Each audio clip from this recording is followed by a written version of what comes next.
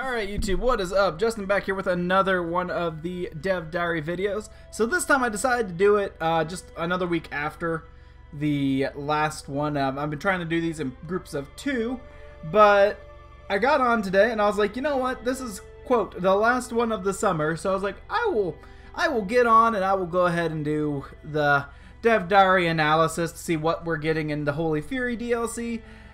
And suffice it to say, I had a misconception about how the summer Dev Diaries worked. Apparently, they're no different than regular Dev Diaries. They were just unexpected, and they decided to do them anyway. So, thank you, Snow Crystal, for informing me of that here on the very bottom of this Dev Diary. Also, as I'm scrolling through this, you can take a look at kind of the things that we're going to be looking at. Yeah, bam. They just weren't originally planned. So, I find that just amusing. So, we will resume the normal 2-week thing, unless you like the weekly ones. If we do it weekly, I'm going to be a little shorter, obviously, and that might be better for some of you. I don't really care one way or another. They take the exact same amount of time for me to edit.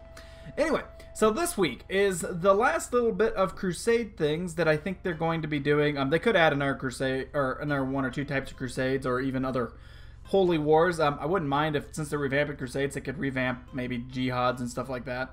I don't know, but they are doing the Northern campaigns, or this one says Teutonic campaign, and the Reconquista, which after looking at them, they're very interesting. I really kind of like them. So the Teutonic camp, they both work about the same. So we'll just start with that. They are different. They do have different mechanics, but they work essentially the same. In the Teutonic one, the Teutonic Order is formed, and they decide, hey, we're going to start crusading. So they can either man a crusade for the North themselves. Oh, there it is, Northern Crusade. Or, as a leader, you can sponsor a crusade. You can ask them, hey, let's go for a crusade. Do you want to help out? And they will ask for, it says somewhere in here, they ask for money. Oh, there it is. Land, money, or they'll decide to do it for free. And the crusades will have certain war goals. So I think this one right here, yeah, it says first goal is to take out this high chief person, whatever. And then, you know, from there you make progress towards whatever your ultimate goal is of that crusade. So in this case, they won, they pacified Lithuania, and if I remember correctly, if they are the ones that man that crusade, they get to create the, or keep the lands and become a political entity themselves. Yeah, become a Teutonic state and start pacifying the region. But the catch is, if they lose and then they keep losing, they will eventually stop. They'll just kind of give up. So that is, for someone who is a pagan that wants to work from up there, just note they will eventually go away. You just have to, you know, beat the fight out of them.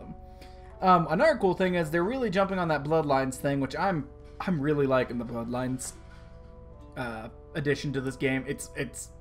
I think it's going to be really fun and really cool.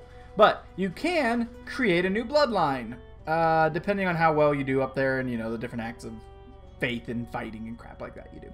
Anyway, the other one is the Iberian Reconquest, or the Reconquista. It is about what you'd expect. You actually can just prepare for a Reconquista, and if there is, I think it's, if there are any, I mean, you could just read along here if you want and ignore what I'm saying, but when a Reconquista is declared, it kind of works like some of those other special crusades where troops will build up, and then event troops will just kind of show up, and you can go try to claim like a kingdom, or you're basically knocking the Muslims out of Spain. You're doing the Reconquista. It will work as long as the Empire of Hispania is not formed. And I think they even said the Empire of Hispania has a special condition now to form. You either have to have you have to have no Christian kings or no Muslim kings.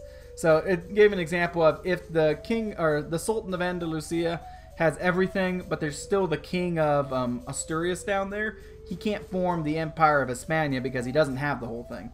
It's the same the other way. The Reconquista will keep happening until the Muslims are kicked out, or until the Muslims have sufficiently beaten the Christians out of the land. Then the Reconquistas will start. So there you go. The last thing is, of course, more bloodlines and more bloodlines. You can have all these fun little bloodline things. It makes me very happy. And then obviously they give you the rules here, so you can tweak that if you want. But yeah. So we'll see what they start coming up with next. I don't know if there's going to be anything else big they add. If there is, I imagine it wouldn't be on the Catholic side. It could be. Again, we'll have to see. They might, I don't know. They might end up redoing heresies, but they haven't hinted at it, so don't quote me on that. But anyway, that's all I've got for this week, and I will see you on the next one. Bye-bye.